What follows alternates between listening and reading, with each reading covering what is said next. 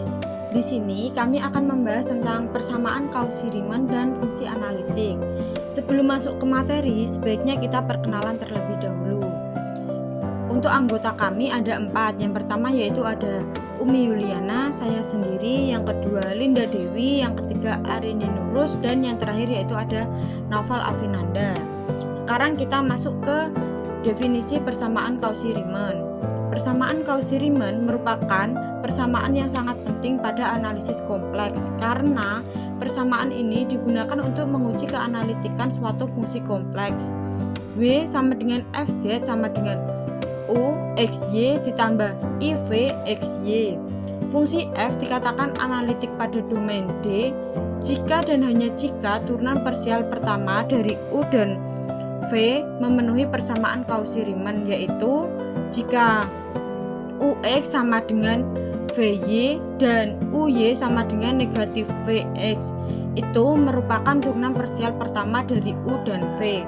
Dengan UX sama dengan DU per DX, UY sama dengan DU per DY, VX sama dengan DV per DX, dan VY sama dengan DV per DY, sehingga F aksen Z sama dengan UX ditambah IVX.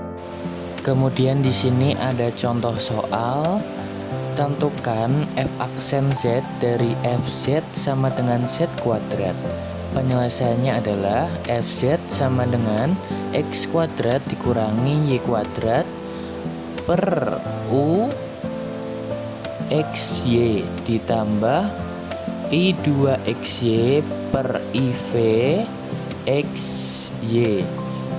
U-nya itu sama dengan X kuadrat min Y kuadrat, dan UX-nya sama dengan 2X, UY-nya sama dengan min 2Y. V-nya sama dengan 2XY, VX-nya sama dengan 2Y, VY-nya sama dengan 2X. Karena UX sama dengan VY dan UY sama dengan min VX, maka berlaku PCL hingga FZ analitik dan F aksen Z sama dengan UX plus IVX sama dengan 2X plus I2Y. Fungsi Fz disebut analitik di titik Z0 apabila Fz ada semua titik pada suatu lingkaran Z0. Misal Fz sama dengan U X, Y ditambah 1X dikali X Y, andaikan 1 UX, VY, UY, VX kontinu di semua titik dalam lingkaran tertentu N di titik Z0. 2. Persamaan Cauchy-Riemann. UX dikali XY sama dengan UY sama dengan negatif XX. Berlaku setiap titik di N, maka FZ analitik di Z0. Selanjutnya ada contoh soal.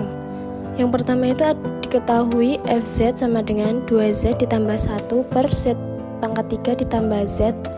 Apakah analitik atau bukan? Nah, untuk penyelesaiannya, kalau pembagian yang membuat dia gagal menjadi kontinu adalah pada saat di Z pangkat 3 ditambah Z penyebutnya 0, karena pada saat penyebutnya 0 artinya Fz menjadi tidak terdefinisi. Kalau misalkan dia tidak terdefinisi, Fz 0-nya tidak definisi, artinya Fz nya tidak ada. Kalau tidak ada artinya tidak kontinu. Nah, Fz tidak kontinu pada saat Z pangkat 3 ditambah Z sama dengan 0. Artinya Z dalam kurung Z pangkat 2 ditambah 1 sama dengan 0.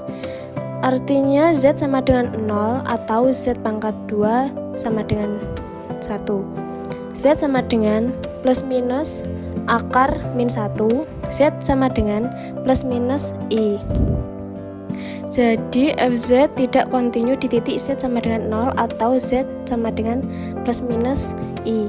Jadi Fz analitik di semua Z kecuali di Z sama dengan 0 atau Z sama dengan plus minus I. Yang terakhir yaitu ada latihan soal. Di sini kami membuat 4 latihan soal, coba kalian kerjakan terlebih dahulu. Jika sekiranya kalian belum paham, nanti kita bahas bersama-sama. Di sini juga ada daftar pustaka. Sekian dari kelompok kami, kurang lebihnya mohon maaf. See you, bye-bye.